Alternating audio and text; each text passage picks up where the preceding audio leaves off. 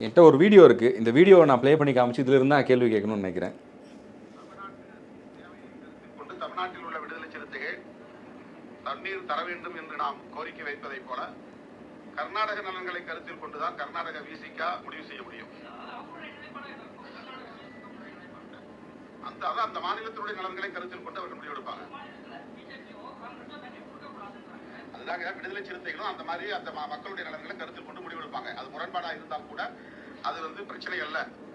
தமிழ்நாட்டு தேவையை கருத்தில் கொண்டு தமிழ்நாட்டில் உள்ள விடுதலை சிறுத்தைகள் தண்ணீர் தர வேண்டும் என்று நாம் கோரிக்கை வைப்பதைப் போல கர்நாடக நலன்களை கருத்தில் கொண்டுதான் கர்நாடக விசிக முடிவு செய்ய முடியும். அந்த மாநிலத்தினுடைய நலன்களை கருத்தில் கொண்டு அவர்கள் முடிவெடுப்பாங்க.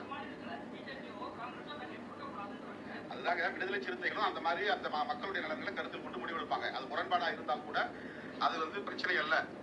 தமிழ்நாட்டு தேவையை கருத்தில் கொண்டு தமிழ்நாட்டில் உள்ள விடுதலை சிறுத்தைகள் தண்ணீர் தர வேண்டும்.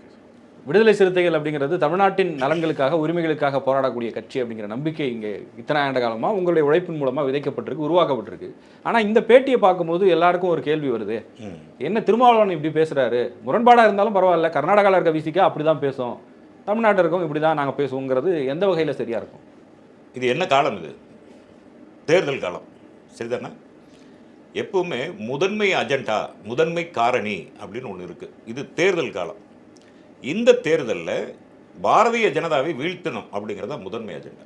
இப்போ நம்ம உடம்பு சரியில்லைன்னு டாக்டர்கிட்ட போகிறோம், அட்டாக்கும் இருக்குது, பல்லு வலியும் இருக்குது. பல்லு வலியை பார்த்துட்டு அட்டாக் பார்ப்போமா, இல்லை அட்டாக் பார்த்துட்டு பல்லு வலியை பார்ப்போமா? முதல்ல அட்டாக்கை சரி பண்ணணும் இல்லையா? அப்போ இந்த தேர்தலினுடைய முதன்மை காரணி பாஜகவை வீழ்த்தணும். மதவாத வெறுப்பு அரசியலை விதிக்கிற பாஜகவை வீட்டுக்கு அனுப்பணும், வீழ்த்தணும் அப்படிங்கிறதா முதன்மை அஜெண்டா. அந்த அஜெண்டாவை நோக்கி தான் நம்ம தேசிய பார்வையில் நம்ம பயணிக்கிறோம், புரியுதுங்களா? அப்போ முதன்மை அஜெண்டா இதுதான்.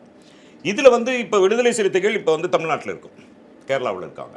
அப்படி அவங்க இப்போ சிவகுமார் என்னுடைய லட்சியமே மேகதாது அணை கட்டுறது தான் அப்படிங்கிறதுல அவர் உறுதியாக இருக்கார்.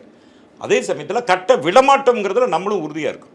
அந்த உறுதியிலேயோ உரிமையிலேயோ நம்ம மாற்று இது வைக்கவே இல்லை. பாஜக இது மாதிரி ஒரு ஸ்டாண்டர்ட் எடுத்தால் நீங்கள் சும்மா இருப்பீங்களா? எத்தனை கேள்விகள் கேட்பீங்க? காங்கிரஸுக்கு முன்னாடி பாஜக தான் நாங்கள் ஆண்டுது இல்லையா? அவங்க அதை செஞ்சுருக்கலாமே. தமிழ்நாட்டுக்கான என்ன உரிமையை அவங்க பெற்றுக் கொடுத்துருக்கலாம் இல்லையா? ஏன் பெற்றுக் கொடுக்கல?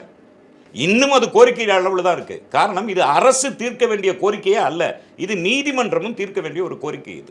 இது அரசியல் பேசி முடிவெடுக்கிறது இல்லை. சிவகுமார் என்ன பேசியிருக்காருன்னா, மேகதாது அணை கட்டுவதற்காக நான் தொடர்ந்து போராடுவேன்னு தான் சொல்லியிருக்காரு. யார்கிட்ட போராடுவார்? அவரே ஒரு துணை முதல்வர், நீதிமன்றக்கிட்ட தான் போராடணும்.